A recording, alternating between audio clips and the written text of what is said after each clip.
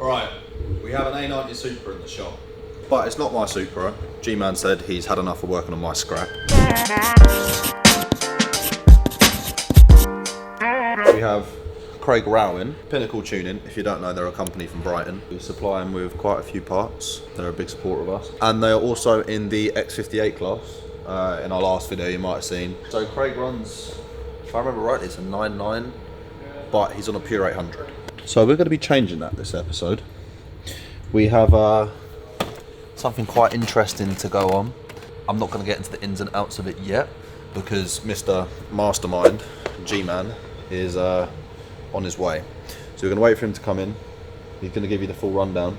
And yeah, we are going to build another top mount A90 Supra. We already have 4 currently dotted around the unit, including mine. But yeah, so it should be a pretty sick build. Big up Craig Rao. I'm going to drop this while we wait for G-Man. Maybe we'll get a couple cinematics.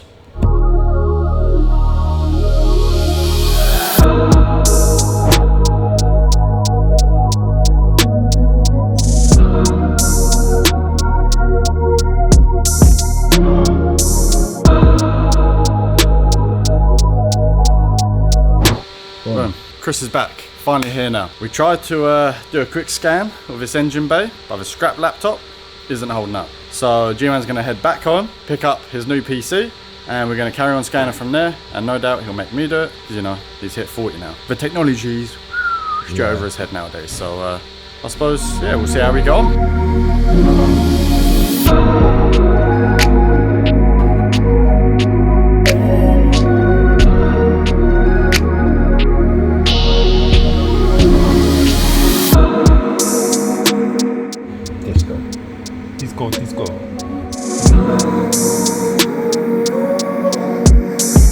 So, we've done our first scan, which came out very good.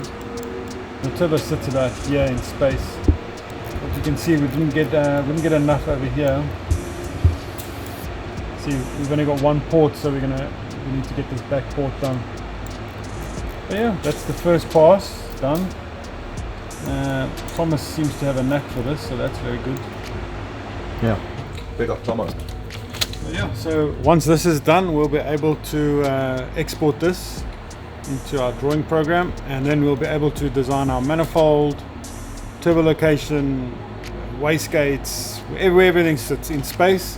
We'll even be able to assemble it on here and make sure it clears and everything, so that's quite good.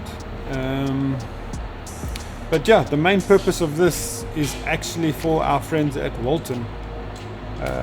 Mark Walton, the boss there, the guy just makes the best manifolds. This isn't something I want to do. I'm not really interested in making manifolds anymore. It's very time consuming and it's not our core business, so I'd rather give it to somebody who does it day in and day out and is bloody good at it, which is Walton.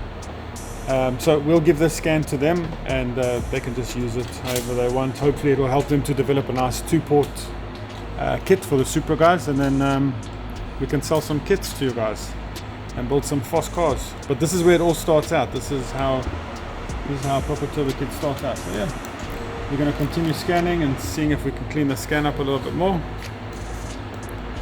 And then yeah, we can start mocking up the turbo and flanges and everything. The next day. Look at all of this. What are you doing? I've got to pick off all of these dots. Why? Because someone somewhere decided to 3D scan this bit and put loads of dots on there. I believe his name is Tom. Yeah. How many dots you got to do? 200. Okay. Wow. Well, yeah, see you guys at 5 PM. You're a solid nose picker. You should have this done in half an hour. Cool. So scan is done. Sent that off to Walton now. A little bit of time has passed. Walton has sent me a file to print, and this is basically for them to check what's the biggest turbo we can fit in this in a Supra's engine bay. There's no holes or anything. This is just a placement thing, just to see if the turbo will fit where they want to put it in space. So we're going to fit this now quickly. Okay. It doesn't fit, eh? Okay, I don't think it was. So basically, the end position of that little placement holder is actually for a 6-port Gen 2 in a 240. So we're trying to see, like, could we just use the same position, because then we could theoretically keep our downpipe and all our other pipes the same. So now we see we can't. Walton's going to have to adjust that. They're probably going to have to bring it forward in space. So we're going to take a bunch of photos for them. Let them have a look. Looks cool though. And then and then we'll get to building our little T4 manifold for Craig's car. Now that you've seen the Walton manifold or placement manifold and the turbocharger, I've already started making our kit for this car, because it's using a twin scroll turbo, 68-70mm pulsar turbo. So I've had to start making that already, and the way I do that is basically we make this is a bracket. This is the same bracket we used on our Supra to position our turbo. And basically once I position this bracket, then I can put the flange, I can attach the flange to it, the inlet flange for the turbocharger, and then I can put the flange on the head, and then I can design my tubes how this needs to go. If that makes any sense at all. Yeah. Probably doesn't. I'm with you. Let me show you. Cool. So this is what I've made. So this is the T4 twin scroll. Hey, and yo. Venus. Did that excite you, Louis? You were showing us the rib section. Why are you rubbing the ribs in? Bro. So that goes on, and as you can see, so the purpose of this holder was to hold this flange in space while I designed that. So yeah, we've got our first runner kind of mocked up now, so we can get the second runner done, and then we can get our wastegate solution sorted out. So I'm going to start designing the second runner. Louis will probably do a montage. Let's do that now.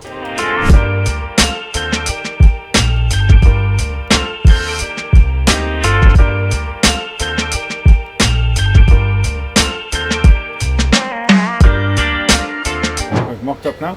Might not be entirely equal length. And then this piece and this piece is the same as this. So this one is slightly longer by about that much. But very close. But I can live with that. It's not too bad. Then the next thing we've done, we've made our...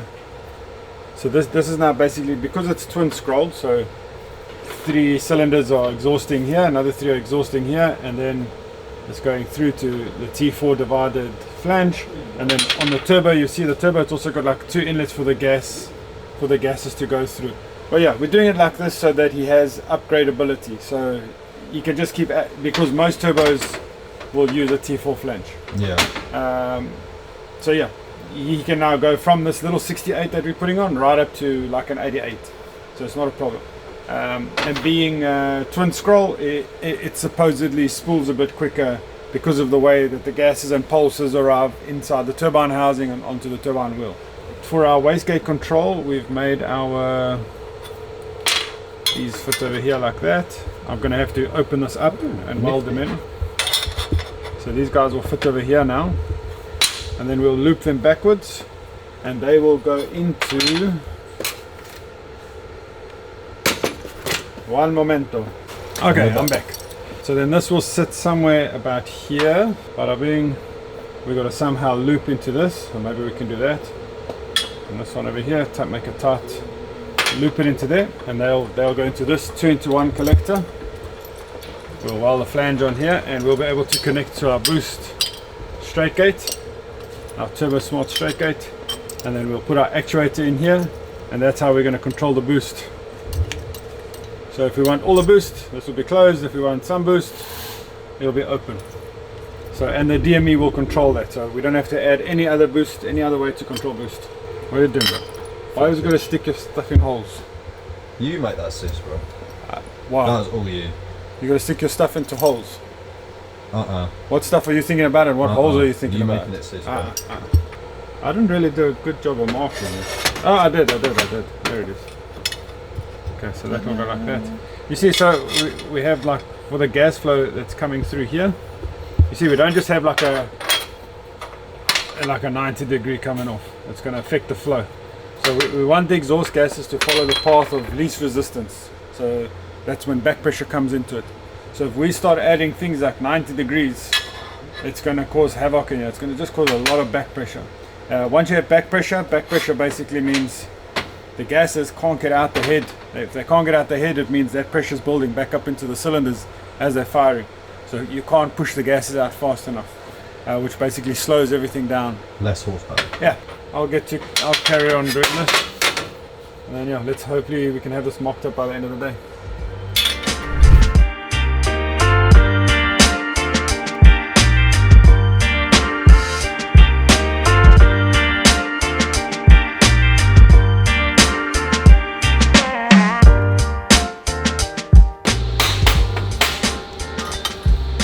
What's going on now? Because me, I'm not understanding.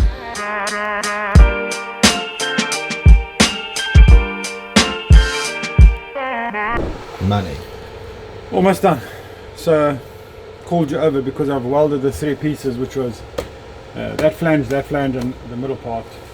So that's all done now. Well, it's not done. It's all tacked together. I've still got to weld it up, but most of it's welded up. So that's quite nice. We've got to purge all of this, back purge everything. Back purge basically means we fill whatever I'm welding, we fill it up with argon, this very overpriced expensive gas over here. And basically what that means is, as I'm welding, the melting material that's on the inside where there's gaps and stuff, so the metal there doesn't react with the oxygen, and then it leaves like carbon on the weld, which is called like coking or coking up. Which you don't want. That weakens the weld and everything, and it can cause the weld to crack. And basically you basically want to weld the outside and you want to weld the inside, but obviously we can't get this sucker on the inside, so that's why it's been filled up with argon. So as it melts evenly on the inside and the outside. I'm waffling again. Cool. For anyone that doesn't know or hasn't understood, the blue bits that are on the end while G-Man's welding, that's what the gas is going into, isn't it? Because you the blue can't bits, on the yes. blue bits. This is how I feed the gas in. So we can block these holes off and we feed the gas with the same bottle, and then there's another side would put the oxygen and everything out so that till it's filled up with argon, and we keep that flow going until we're welding. This is just an extra piece because sometimes I've got 2 or 3 holes to close. Yeah.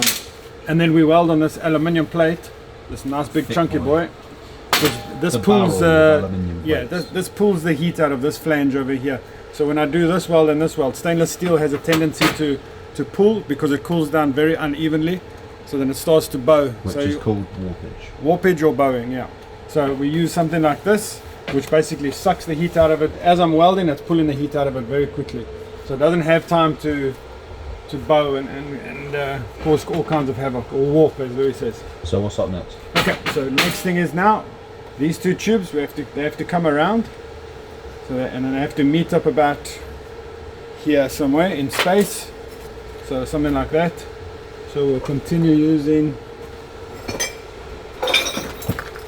these guys like this now. So something to that effect, and this one, same kind of story. Bring him in, and then that's going to go, see it's split inside, so each side is separated, and that's going to meet our straight gate. So that's going to go like that, and then with the dump tube coming out or into the downpipe, because the downpipe will be coming down here. So imagine this is the side of the engine. Yeah. And we've laid the engine on its side, and that's how we're looking at it now. So that one will connect there, this one will connect there, and then so that the gate is fed the same amount of gas and pressure, and then it will go fast. And that's how we control boost, basically. So that little flap inside there, so the gases come out, they go through here, and we can let them out there. If we shut this, the gases can't come out, so they go through the turbocharger, which makes more boost. So that's how a turbo makes boost. You either give it more gas or you take gas away, turning the turbine. That's what a turbine is. So quick 101 of what the hell's going on. And I believe this is the first one. Nobody's ever tried this on a B58 before. 2-port, twin scroll, single electronic gate. I don't know. Let's see how it works. First one in the UK. Oh yeah. Record breakers.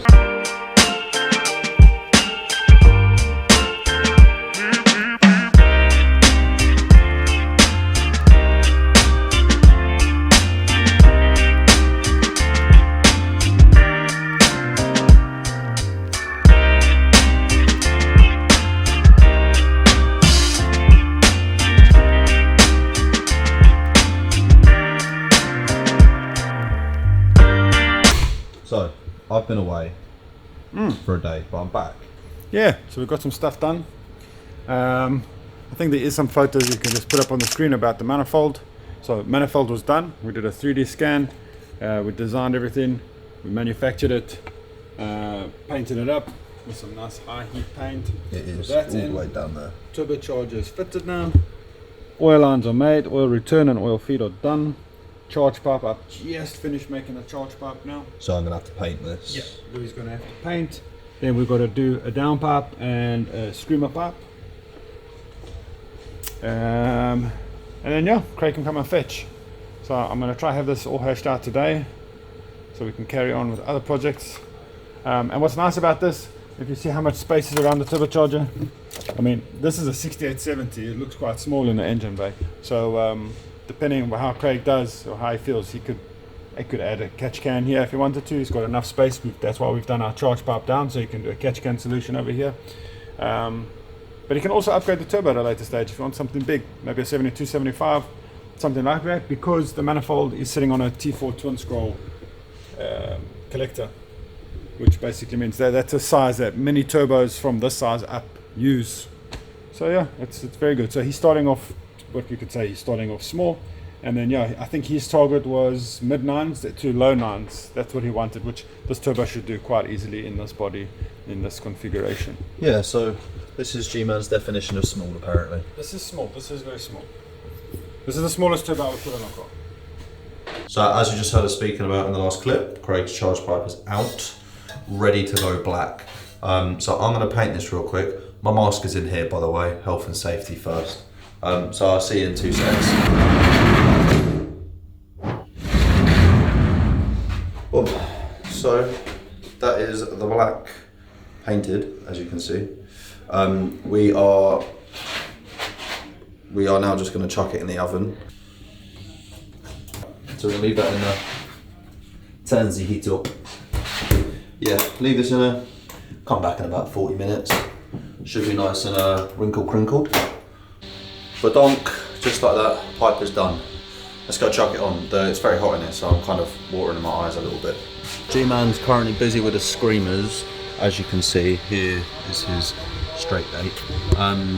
Yeah, he's busy with the screamer coming down to here, but we're just going to chuck it down and quickly throw the charge pipe on. And then G-Man's going to carry on. Show us your screamer. Screamer's done. So that can go in. Come on, baby. There you go. That fits in there like that. Nice. Nice. Nice. How's it going? Flames to the... I can't do it. Nice. Oh, I think we're there, man. So this can get bolted in, then I can finish the downpipe, and we're done. Craig can come and fetch it and start tuning it. Maybe he can show us what power it makes. Maybe he can come visit one day and we can put it down and see what it makes. I don't know. Craig, come on, bring it back. Yeah, Craig. Give us the car for free. No. I want 2 Supras, not just one. Now it's just the awkward part of getting it down without hopefully scratching anything. Chuck him in there. And then he goes into here. That's charge pipe done. Now it's just a bolt and screamer. Get G-Man to make the last bit of the downpipe. Well, to make the downpipe, he hasn't even started yet. Then we're done.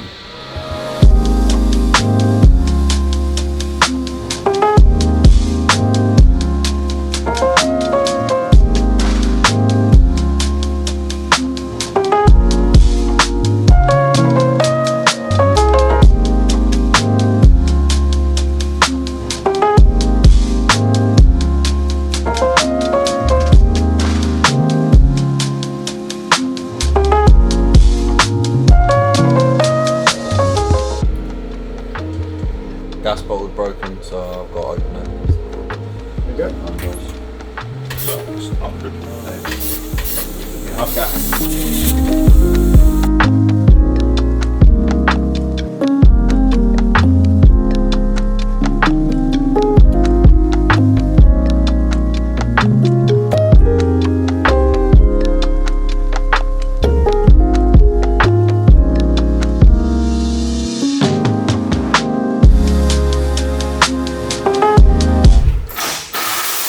Out of gas. The bottle's showing there's no more gas in the bottle. which means I don't think we're going to get this downpipe together. Is what it is, I suppose. Womp womp. Yeah, basically the bottle fell over and it bent one of the fittings, so it's been leaking. I don't know how long it's been leaking. We'll just weld what we can. I repaired it as best I could, but there's no gas in the bottle, so it's... She's tacked up. Yeah, it's all tacked up, so tomorrow morning I can quickly go and get some gas and then weld this up, paint it, stick it in and send it on its way. But it means that you're going to be left with... Who's going to be recording? Hello. Oh, me? Oh, yeah, me and G-Man recording tomorrow. Yeah, we did a great job on the last video, me and you. We aced it. Yeah. We can pretty much do your job for you. So. Swear. So T, you're gonna film this tomorrow, yeah? Finishing up, get a couple cinematics and sound clips. I've got you covered, Lou. The next day. I think the mic's on. Check, mic test, yeah. I don't see the red light, so I'm just gonna say that it's on. Sorry, Louis, if we're cocking this up, I do apologize. Yeah, my That's bad, so cool. Lou. Downpipe done. Obviously, we had to use a piece of the old downpipe, the flexi and the coupling. Let's get this in and get this car started. So at this point, you're gonna need to put the camera down to help me get the downpipe in.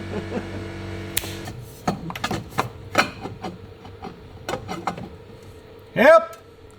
You can do it, G-Man. Okay, so Walton oil done. Added some coolant. Downpipe's done and in. Let's Downpipe is installed. Oil and water lines. Where's the baby? Someone's looks like they shot the beam at this turbo. But everything else around it stayed big. He needs a bigger turbo. Craig, bigger turbo.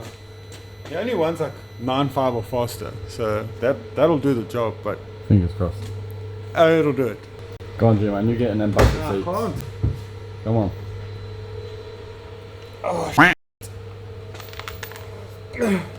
How is this harder to get into than our Supra? Alright, let's go. Vehicle key missing. What? 2 seconds.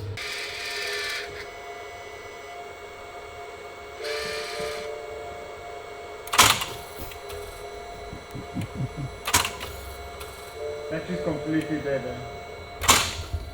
I'm at 13.6 volts, 75%.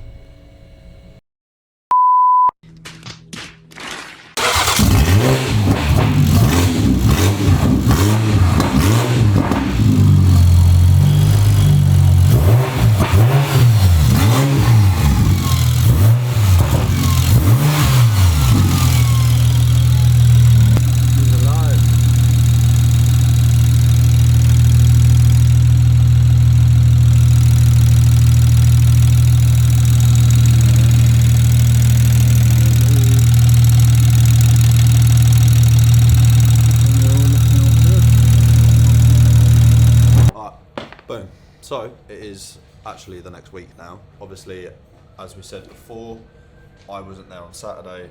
Tom and Chris finished the video, or they tried to. He did come and collect. We're going to go see G-Man because he actually has an update on that manifold that we were printing earlier on. So we'll go see what he's saying. He's going to explain it to you real quick and get the mastermind to explain all this. All right, G-Man, you've got a nice little 3D printed manifold there, yeah? Okay, well, it's not very nice because I didn't clean up the scan, but it gives us a good general idea of basically, you saw us scan the side of the engine, then we designed the manifold in an old-fashioned way, where you guys saw me struggling to fit the turbo and position everything, and then I welded all the pipes and all the tubes together with all the flanges, and then I took that home and I scanned it a few times and I printed out what I scanned. So now we have something that we can make a jig on, and we can start replicating these. So this is pretty much a 3D printed version of exactly what we built for That's Craig. exactly what we built for him. So obviously this is light and flimsy, but so this, when you're fabricating stuff and you're designing stuff, you need to know the positions of the flanges. So this is your manifold. The gases will come out the engine here and go to the turbocharger. That spins the turbo then can suck in more air and compress it. Then these tubes over here, these are our wastegate tubes. So basically the gases will always follow the path of least resistance. Let's keep it simple. So if we had a straw that was a T-piece and you blew into the one side of the straw, the air would go equally out of the T-piece. But if I had to block one of the sides of that straw, so imagine that's the T-piece of the straw. If I had to block it, all your exhaled air would go out one side. So that's kind of how we control boost. We block off the pathway for the air, or we make the pathway bigger for the air to escape through. so that less goes to the turbo. If I want to slow that turbo down, make less boost, I open this up here. And the way we open it up is called a wastegate, this is what everyone's used to. This is a poppet style wastegate. So this would be our gate, so that would get put over there. This valve over here, we can control that valve with this over here by pumping air in either side, which there's a spring in here, and that would either lift the valve or shut the valve, which would then take away that pathway for the gas to follow. Right, and then this is just where it wastes out. But if you see, those gases, they need to push on this valve, and then when they do eventually push on the valve, they need to do a 90-degree turn to exit. So that already has like back pressure tendencies.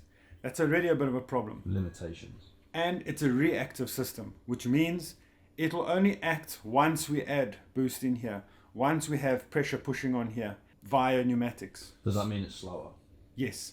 Things have moved forward, TurboSmart has moved forward, drag racing, engine, development, engineering, everything has moved forward. This is now solving two problems in one go.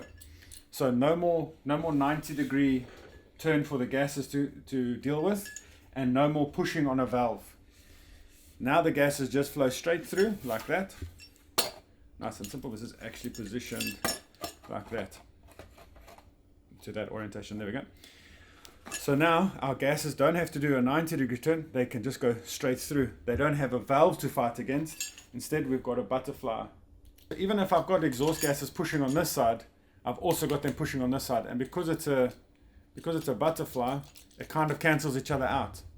So we can't have things like wastegate running away or stuff like that. Wastegate runaway is basically like if your spring inside here is too weak, the gases just push the wastegate open and they bypass it, and you don't develop enough boost. And the solution for that is to add more springs. But then again, that makes its own set of problems. If you add too many springs, then the exhaust gases can't move the valve. So then you've got to add more boost references, and it starts to become an issue, and it can spiral out of control, trying to balance your springs. And then you've got to think about different heat. When heat starts getting involved, that starts manipulating and changing the outcome of how these things work. To get rid of all of that, we now have the gases running in a straight line, and we have negated those pressure differentials by adding a butterfly valve. Then to control this butterfly valve, we use the factory actuator. This is an electronic factory actuator, so it plugs in and our DME talks to this. The way this thing works, it'll move the arm in or out, and it can do it preemptively. It doesn't need a boost to tell it what's going on or boost to control it. We can tell this guy, hey, we want more boost, shut. And it will close the throttle, it will close the blade, and now all the gases are going through our turbocharger, making more boost. So this is an active system, so not reactive. This is always working, and we can do things like boost by gear. We can manipulate if we're having a problem in a certain gear, like the last gear. We can delay our boost a lot better, so boost ramp. We can do a lot more with an electronic wastegate.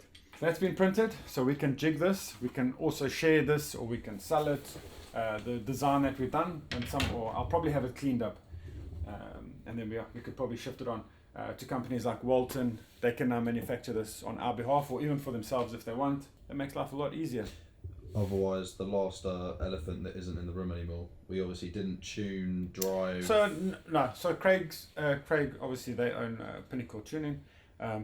It's their own business. I mean, they do B58 as well. They do a lot of other cars. So there's no point in us tuning it for him. It was just a collaboration. Like, he saw our Supra run and he was like, hey, I want those kind of results. And we said, hey, we can help you out. We know we've got the information. Let us build you something. And while we're building something, we can then develop this stuff. So we could have done that on our car ourselves. But I mean, it's always nice camaraderie and sportsmanship to help each other out. You know what I mean? So yeah, he's got his own tuning company. He'll tune it himself. I'm pretty sure if you guys check out their Instagram and Facebook pages and stuff like that, maybe Louis, you can just put it in somewhere, wherever it ends up. And then keep following their journey, you know. On the 12th of October is the next round of X58. I'm pretty sure Craig's going to be there with that car all set up nicely. And I think we said to him he can look at anything between a 9 and 9.5. We recently ran 8.7 on our Supra, and we can still turn it up. That's what's so cool. But we're on a stock gearbox. But more on that at X58. You'll just have to hang on and wait for that. But yeah, I hope you guys enjoyed today's video. A little bit of like a tech one, but yeah, something cool. You get to see what's happening behind the scenes. I hope you learned something, Please, any questions or anything, just put in the comments. I'll try to answer as many as I can. All right, sweet guys. Thank you so much for watching. As Chris said, if you did like it, drop us a follow, comment a bunch of stuff and questions for Chris so he can spend ages answering. But yeah, otherwise we will see you at X58 on the 12th of October. Peace.